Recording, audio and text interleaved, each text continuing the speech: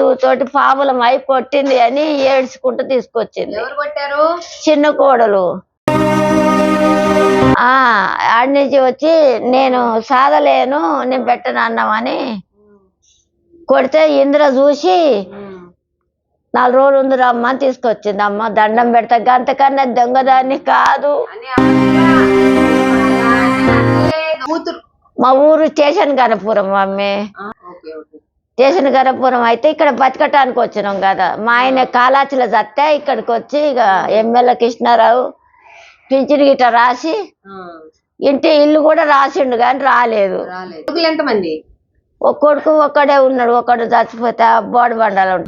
కూతురు కూడా తీసుకోపోలేదా నిన్ను? మనం పోలేదు, ఇంకా పోలే. ఇక పోతే కష్టం వచ్చిందని పోవాలి. అందరం బాధలు పడుతున్నాం కదా మమ్మీ.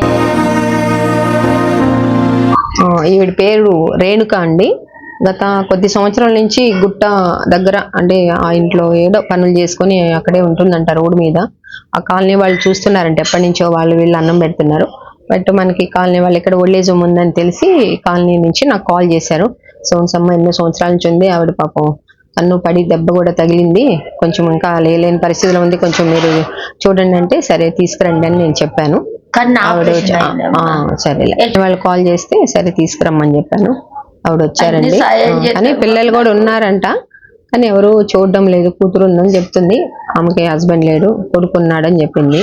సో కొడుకు కూడా చూడడం లేదు, బోర్బండ్లో ఉంటున్నాడు. నేను ఒక్కదాన్ని ఇక్కడ గుట్ట దగ్గర ఏదో ఇంట్లో పని చేసుకొని బతుకుతున్నాను అన్నట్టు వాళ్ళు కూడా అదే చెప్పారు, ఈవిడ కూడా అదే చెప్పింది. సో ఇంక వయసు అయిపోయింది కదా,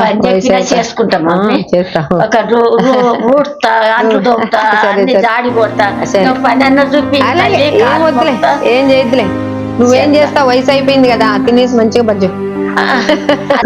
కొంచెం ఆరోగ్యం బాగాలేదు, పడిందని చెప్పారు. సరే తీసుకురమ్మన్నా తీసుకొచ్చారు.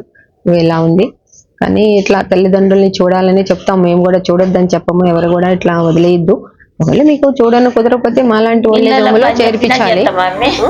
సరే చేర్పిస్తే మేము చూసుకుంటాం కదా. కానీ మావిడ అన్ని కొడుకు కూతురుని కూడా అలా రోడ్డు మీద ఎవరో పెడితే తినడము అది ఎట్లా, అది కరెక్ట్ కాదు కదా. Old age home Kukatpally Alwin colony. ఇలాగా ఎవరున్నా కూడా రావచ్చు మా దగ్గరికి, ఇబ్బంది ఏం లేదు.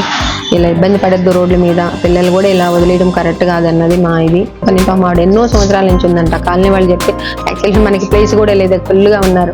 కానీ ఆ కాలనీ వాళ్ళు ఎప్పటి నుంచో ఇలా ఉందమ్మా, పాపం పడింది, దెబ్బ తగిలింది, మేము అన్నం పెడుతున్నాము కానీ ఇబ్బంది, దోమలు కుడుతున్నాయి చలికి అంటే సరే తీసుకురండి అన్నాను. మా దగ్గరే మా వృద్ధాశ్రమంలోనే ఉంటుంది. ఆవిడ ఎన్ని రోజులు ఉండగలిగితే అన్ని రోజులు ఉంటుంది. అది ఓకే.